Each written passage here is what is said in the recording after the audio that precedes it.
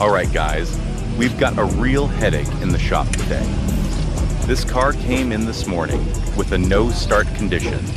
The owner says the battery is brand new, the lights are bright, but every time he turns the key, nothing.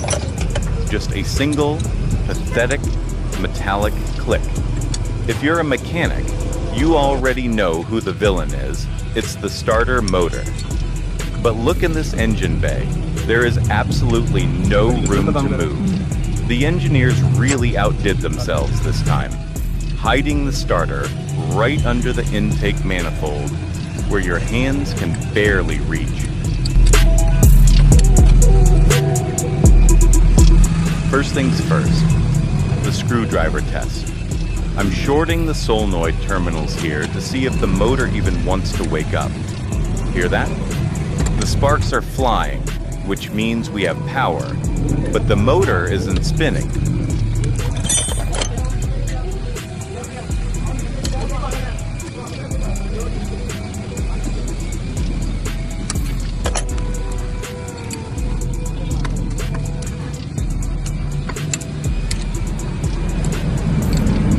It's jammed internally.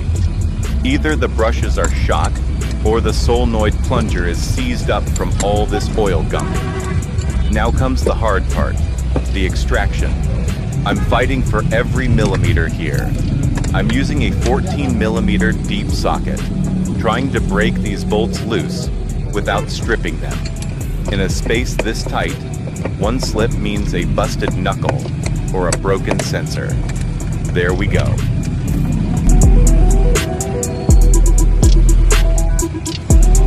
The first bolt is finally giving way.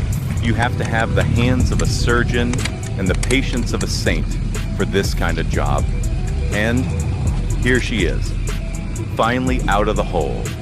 Look at the state of this thing, soaked in oil. No wonder it gave up.